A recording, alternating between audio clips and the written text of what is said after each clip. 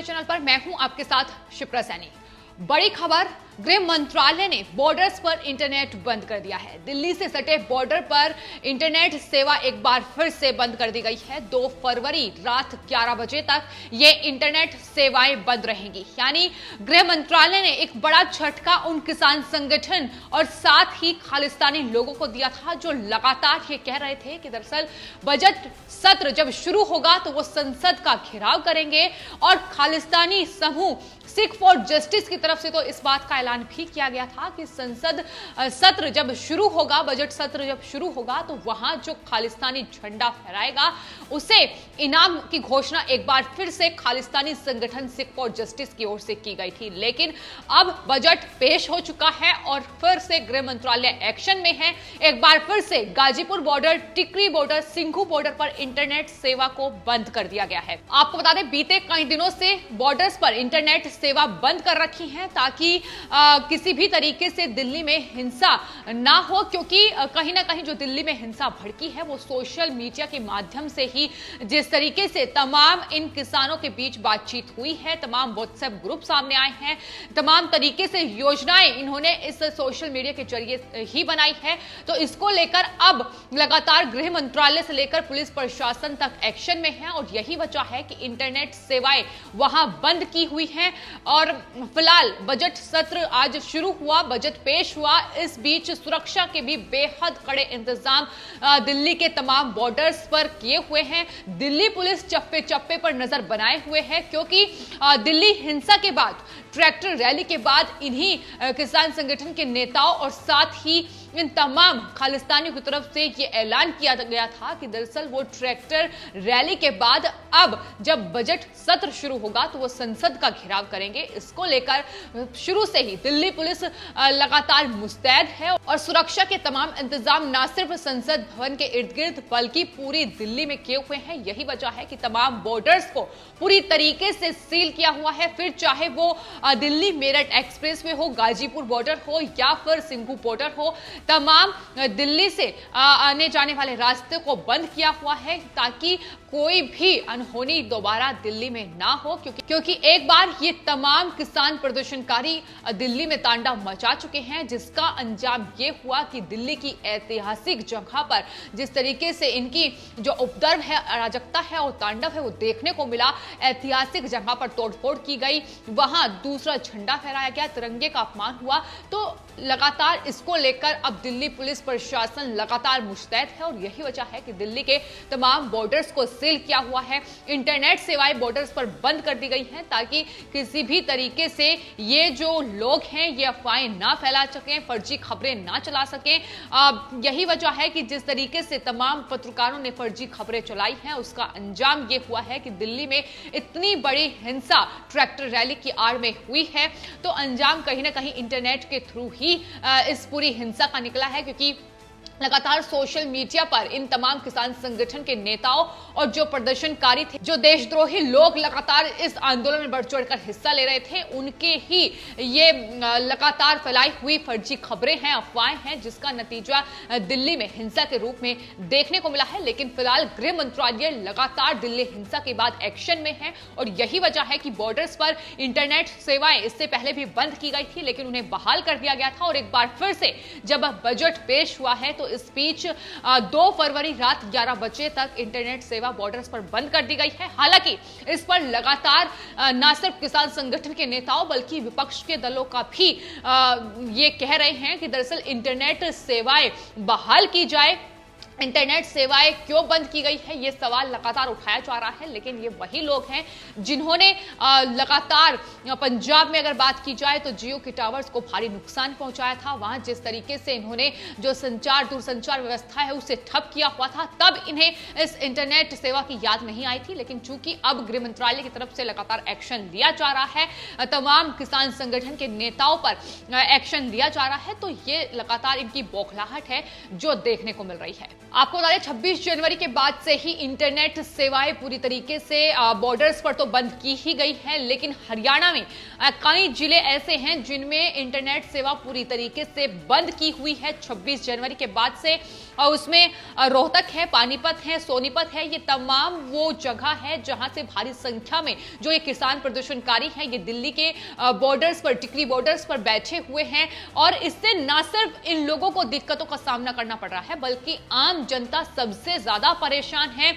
वो इसलिए भी परेशान है क्योंकि दिल्ली के ये बॉर्डर्स बंद किए हुए हैं, उन्हें आने जाने में खासी परेशानी का सामना करना पड़ रहा है। लगातार जो लोग दिल्ली में सफर करते हैं रोजाना और दिल्ली से बाहर जाते हैं तो उन्हें लगातार दिक्कतों का सामना करना पड़ रहा है। एक और इंटरनेट सेवाएं बंद है तो वहीं दूसरी ओर उनके लिए रास्ते भी इन तमाम किसान प्रदर्शनकारियों ने बंद कर रखे हैं। तो स्थानीय लोगों में साफ तौर पर गुस्सा अब देखने को मिल रहा है और लगातार उनकी जो आवाज है अब वो किसान आंदोलन के विरोध में उठ रही है। लगातार हाथों में तिरंगा लिए वो बॉर्डर्स पर पहुंच रहे हैं और उनकी तरफ से साफ तौर पर यह कहा जा रहा है कि इन बॉर्डर्स को खाली कराया जाए क्योंकि जो यहां लोग बैठे हुए हैं वो दरअसल किसान नहीं है। जिस तरीके से उन्होंने देश का अपमान किया है, फिलहाल जो स्थिति है वो यही है कि गृह मंत्रालय लगातार एक्शन में है। इंटरनेट सेवाएं बंद कर दी गई हैं। गाजीपुर बॉर्डर पर जो सेवाएं बंद की गई थी, जो लगातार पानी और खान की व्यवस्था गाजियाबाद पुलिस प्रशासन की ओर से गाजीपुर बॉर्डर पर की जा रही थी, उन्हें बंद किया गया। तो वहां आम आदमी पार्टी ने उन्हें वो तमाम व्यवस्थाएं दे डाली। तो किस तरीके से राजनीतिक खेल भी इस पूरे आंदोलन की आड़ में खेला जा रहा है वो भी देखने को मिल रहा है कि एक और लगातार पुलिस प्रशासन, फिर चाहे वो उत्तर प्रदेश पुलिस प्रशासन हो या फिर दिल्ली, लगातार इस कोशिश में है कि किसी भी तरीके से समझाकर बुझाकर इन किसानों को इनके घर वापस भेजा जाए। लेकिन ये किसान संगठन के नेता हैं जो एक के बाद एक लगातार ड्रामे कर रहे हैं और ड्रामों के बाद नतीजा ये निकल रहा है भारी संख्या में लगातार जो आंदोलनकारी हैं, जो किसान हैं, उनसे आग्रह कर रहे हैं कि भारी संख्या में आए और इस किसान आंदोलन में समर्थन दे। उसका ही नतीजा है कि गाजीपुर बॉर्डर पर यह बानगी देखी जा रही है। लेकिन फिलहाल चूंकि सिकंजा इन तमाम किसान संगठन के नेताओं पर कसा जा चुका है, उसमें राकेश टिकैत हैं, बाकी भारतीय किसान यूनियन, मजदूर संगठन, तमाम वो संगठन हैं, 40 से ज्यादा ये संगठन हैं जो किसान लगातार सरकार के साथ बातचीत कर रहे हैं। उन तमाम किसान संगठन के बड़े नेताओं पर एफआईआर दर्ज हो चुकी है, उनके टेंट के बाहर नोटिस चिपका दिया गया है और आने वाले वक्त में उनसे पूछताछ की जाएगी। लेकिन यही लोग अब कह रहे हैं कि इंटरनेट को बहाल किया जाए और इनका साथ विपक्षी दलों के नेता दे रहे हैं। उसमें राहुल गांधी हैं, प्रियंका गांधी वाड्रा हैं, कांग्रेस के सांसद उदित राज हैं, अखिलेश यादव हैं। ये तमाम बड़ी फहरिस्त है विपक्ष के नेताओं की जो इनकी वकालत करने पर तुली हुई है, क्योंकि सबसे बड़ी वजह यह है कि दरअसल इस किसान आंदोलन की आड़ में ही ये तमाम विपक्षी दल कहीं ना कहीं एकजुट होकर केंद्र सरकार और खासतौर पर बीजेपी को कमजोर करना चाहते हैं। और यही वजह है कि ये तमाम जो विपक्षी दल हैं जो आपस में कहीं झगड़ते नजर आते हैं। लेकिन अब चूंकि किसान आंदोलन की आड़ में खुद को इकट्ठा करके ये सिर्फ और सिर्फ केंद्र सरकार को कमजोर करने की कोशिश में जुटे हुए हैं। लेकिन केंद्र सरकार ये साफ कर चुकी है कि दरअसल बातचीत के जरिए ही रास्ता निकलेगा। एक बार फिर से प्रधानमंत्री ने कहा है कि सिर्फ और सिर्फ वो किसानों से एक कॉल दूर है और कृषि मंत्री ने जो प्रस्ताव किसानों को दिया है वो अभी भी उस पर अडिग है। वो अभी भी बातचीत के सारे रास्ते किसान संगठनों के लिए खोले हुए हैं।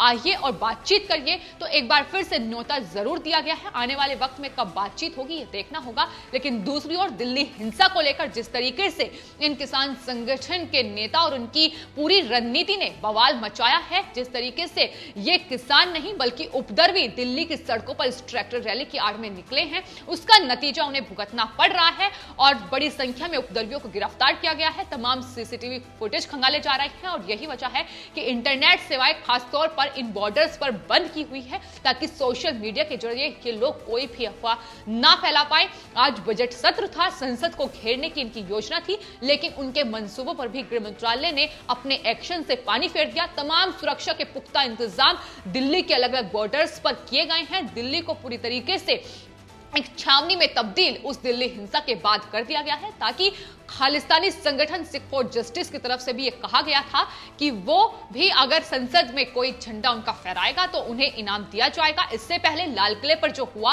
उसको लेकर भी खालिस्तानी आतंकी संगठन की तरफ से कहा गया था कि जो उनका झंडा फहराएगा उसे इनाम दिया जाएगा। उसकी बानगी देखने को मिली और एक बार फिर से खालिस्तानी संगठन और साथ ही इन तमाम किसान संगठन के नेताओं को एक बड़ा झटका गृह मंत्रालय ने अपने एक्शन से जरूर दिया है, क्योंकि इस बार इनके मंसूबों पर पूरी तरीके से पानी जरूर फेरा गया है। जिस तरीके से सुरक्षा व्यवस्था पहले से ही मुस्तैद की गई थी, गाजीपुर बॉर्डर पर जो मल्टी बैरिकेडिंग है वो इस बार दिल्ली पुलिस की तरफ से और साथ ही उत्तर प्रदेश पुलिस प्रशासन की तरफ से की गई थी। मुस्तैद लगातार दिल्ली पुलिस है, तमाम सुरक्षा एजेंसियां तैनात हैं। साफ तौर पर गृह मंत्रालय की तरफ से यह निर्देश दिल्ली पुलिस को दिया जा चुका है कि अगर अब की बार कोई भी हिंसा करेगा, किस इस तरीके से उपद्रवी बवाल मचाएंगे तो दिल्ली पुलिस एक्शन ले।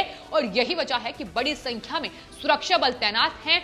लगातार मुंहतोड़ जवाब दिया जा रहा है, फिर चाहे वो सिंगू बॉर्डर पर हो, गाजीपुर बॉर्डर हो या टिकरी बॉर्डर हो। ये तमाम वो बॉर्डर्स हैं दिल्ली के, ये तमाम वो हाईवेज हैं जहां भारी संख्या में जो लोग दिल्ली आते हैं, दिल्ली से बाहर जो आते हैं। लेकिन इन किसानों के बैठने का ही यह नतीजा है कि लगातार वो बॉर्डर्स बंद हुए हैं और वहां स्थानीय लोगों को सबसे ज्यादा दिक्कतों का सामना करना पड़ रहा है। फिलहाल आपके इस पूरे मामले पर क्या राय है, हमें कमेंट बॉक्स में जरूर लिखें और चैनल को सब्सक्राइब करें। धन्यवाद।